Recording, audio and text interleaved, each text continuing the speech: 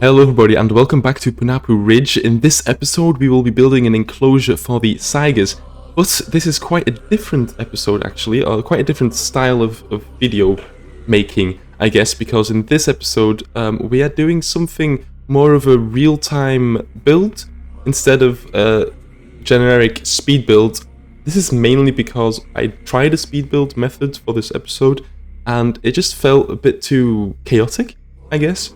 So I've seen a lot of people online doing this kind of more commentary style speed build where it's more real time, and I thought I'll give it a try myself. It's definitely not an original idea, just to point out, but I guess I get more time to talk about what I'm actually doing whilst you watch, and talk about the animal itself as well. And speaking of talking about what I'm doing right now is I'm building a kind of elevated area with a fence that obviously goes around to keep the guests in and not fall into the enclosure, and I do the fence on both sides. So it's a simple fence using some of the wood pieces from North America, and I think from North Africa and South America as well. And then for the path to actually not float, because now it's just floating, right? For it to not float, I'm adding this kind of staggered wood wall as well, and I add it all across the whole elevated path area, or at least on the inside of the enclosure. The outside will have some other things which you will see later. And then I copy it over, basically just adjusting all the sides and making sure it all fits nicely and is all hidden away, it tucks away under the path. Because for this build I went for more of a modern style, very different to the previous builds where it was very, I guess, traditional Indian and Asian, but for this we're doing more of a modern generic zoo style, I guess, with this overhanged area as well, which you can see right now. And actually it's going to have a huge indoor bit, maybe a bit too big. I went a bit overboard perhaps, but you'll see that in a second. And this indoor bit, the shelter, is mainly the rustic wall as foundation from the Eurasia Pack, which you can see me add right here. And then on top of that I use the aquatic stained wood walls, I think they're called, which I also colour in this kind of soft yellowy beigey colour, and give a bit of texture using those South American beams as well. And the actual building is very basic when it comes to the actual details. There's not a lot of details going on, but I do cover it with plants on the outside, and you know, I draw the attention to the actual enclosure. The actual building is very, very rudimentary, basic staff facility sort of building, right? It is modern. It's supposed to have this kind of conservation feeling with this, you know, this sustainable look to it, I guess, with all the wooden beams, and stuff like that. But it is, at the end of the day, a staff facility. And then what I'm adding here is this kind of elevated area on top of the flat roof. Oh, well, it's not really an elevated area, but it's more like just an interesting feature to put on top of the roof, so it's not just a flat concrete building, I guess. So there's a bit of like nice texturing going on with using the wooden pieces and having a little window indoor, and making it a nicer shape, I guess, basically. So that's basically that, yeah. And I tried to give it this, yet again, this kind of wooden feeling, very, very sustainable looking. And I do apologize if you hear my dog in the background. She is barking a lot and she's not shutting up for some reason. There must be something outside, so I do apologize if you do hear the dog. I'm sorry. But yeah, and then the roof will have a glass roof. So there's actually some natural light indoor as well.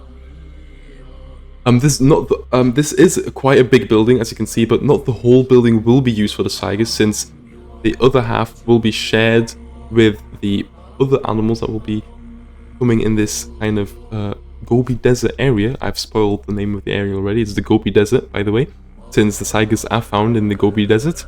And some other iconic animals from the Gobi Desert are mainly the Przewalski's horse and also the Bactrian camel, So there will be Bactrian camels and Przewalski's horses in this area to complete the Gobi Desert, but that will be for another episode somewhere in the future. So that's why this building is quite big, since it is supposed to be there for some other species as well. But anyway, I'm adding a windowed area so you can look into the staff facility, well, not staff facility, but the shelter. And then I'm adding some supports to the roof, so it doesn't just float. The shaded area for the guests to walk under. And as I said, it's not only for the Saigas, but the Saigas are the main focus of this exhibit, this episode. And the Saigas are so weird looking, right? I'm sure you know that they're weird looking because you've seen them before. If you haven't, they have this big bulbous nose, very similar to a tapir, yet it's built like a gazelle or a deer. So a lot of people refer to it as like a Star Wars animal, because it really does look like it's straight from a Star Wars movie. It's a gazelle with a tapir nose and pointy horns. The horns are quite cool looking as well, because the horns are kind of see-through. But anyway, that's enough about how the animal looks like, because the Saiga is also a very endangered species, and it's very uncommon in zoos, so it's a very weird pick for them to add in.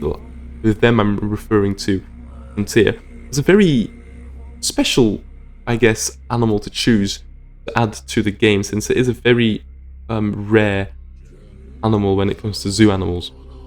But I'm really glad they added it, because not only is it just such a funny, unique, and just different looking animal, but also it has it adds to the actual like Asian roster, not specifically just Asia, but also the Gobi Desert and Mongolia, and kind of that middle to west sort of Asian area, Kazakhstan and stuff like that, which is very unrepresented at this moment in time. So it's really nice to have this kind of animal in the game. So, which, as I said, the only other animals at the moment that live in the same area are Przewalski's horse and the Bactrian camel. So we'll basically have all the Gobi Desert or all the Western Asia animals in one area in this zoo. And in the meantime, I'm actually adding a gate to the shelter, so you could, close the gate if necessary in the winter or during nighttime or wherever. And then here I'm doing the rockwork, which the rockwork is supposed to represent kind of the deserty look of the Gobi Desert. And there's a lot of rocks, a lot of layers, making it all staggered a bit. I will change the color later, but for now it's this very pale kind of whitey, yellowy color, very pale. And I do little overhangs. I add some plants to it as well, a lot of different ridges. But for now I'm doing this kind of overhang thing. And I'll also add like a sign welcoming you to the Gobi Desert. And then when we go back to the indoor area, we will polish this, and there's a big segment of indoor area bits in this speed build, but we'll polish it first by adding a wall to the side, which this wall will actually be a barrier between the Przewalski's horse shelter and then the Saigas, and possibly the Bactrian camels behind there as well. But yeah, this wall is just a plain plaster wall in a nice deserty colour, and then there's a bamboo wall in the back to break it up a bit, since if you look at a lot of buildings, if you want to add some detail, it's really just a simple trick of just having two types of walls will already just make it look very different, I guess, if that's how you want to describe it.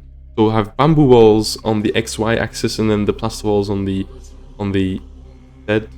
Wait, that doesn't make any sense. But you know what I mean. I have the plaster walls in one side and then whatever, And then I have structure beams on the ceiling, which will be mainly used to, keep the roof intact, but also to kind of connect the beams with this sort of walls that we will be adding, separating walls that we will be adding for the shelter as well, which I am building right here, right now, which is a simple indoor kind of gate/wall to separate the shelter into different kind of pens for the Saigas to rest and sleep in. So I'm adding hinges as well, since I said it is kind of like a gate sort of wall, so it's supposed to be able to open up or close or rearrange and stuff like that. And then I'm connecting the beams to these fences and fence. That's the correct term actually. Fence. That's a better description than wall. But yeah, and then I'm adding fences and gates all over the place, make it all look interesting, basically. So and then have a concrete floor to really add that kind of shelter feeling. 2 more little shelter areas, and then open up the gate, and that's basically the shelter done with after I add that. Yeah, there you go. Then quickly, just another bit of fence adding, and then we quickly move over to rock adding, since the other side of the enclosure will have a nice rock face where you can look through the windows. And then for the back wall, I adjusted and modified the indoor fence that I used. I modified it a bit for the outdoor area, so there's also a viewing outside the Gobi Desert walkthrough little bit, and I'll be opening up a bit so you can actually look inside, and then lowering it a bit as well, so you can look over the fence if you want to. But now we get to the exciting bit, or at least I always find it the most exciting bit, which is terrain, rocks, and plants. So this is not too exciting compared to the other builds, perhaps, when it comes to terrain, mainly because the Gobi Desert is quite, bland, and I have gone a bit over the top with the plants since I can't help myself.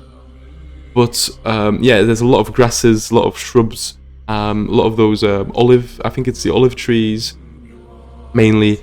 So that's basically it. A lot of sand as well, but I'll add a bit of dirt and some fallen logs as well. So there's a handful of logs I add here, another one right there, and then we move over to do some signage before we go to the outside area of the exhibit, since basically the exhibit itself is done, but now we have to decorate everything around it, so we can prepare it for the next build that we do, which is for the Przewalski horses or the Bactrian camels or something along those lines.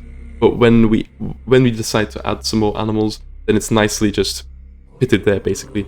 And then guest fences are very important as well, so guests don't poke their hands through the actual fence.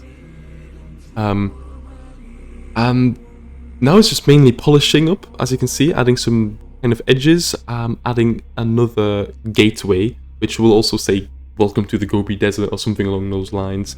And then, as I said, preparing for the next build, so there's going to be a long kind of desert wall, rock wall face over here as well. And as I promised, I changed the colour, but I will actually change it again since I'm still not happy with the colour. Although I may change it again, once again, off screen, off camera, since I'm not really entirely happy with how it is still. It's really difficult to get that right colour in, right? But yeah, it's quite a different style of video making. I'm very new to this. I hope it was sort of interesting, but that's basically all that's left for this speed build. There's a couple of things I still add, but basically that's it. So I won't be talking for the walkthrough, so it's just going to be a nice peaceful walkthrough, but that's why I'll say my gratitude. Thank you for watching, and I hope I will see you in the next episode, and I hope you enjoyed this style. I still have to practice on this. It's really difficult to do compared to the generic speed build. But enough yapping, I'll leave you to it, and I'll see you in the next episode of Punapuu Ridge. Bye.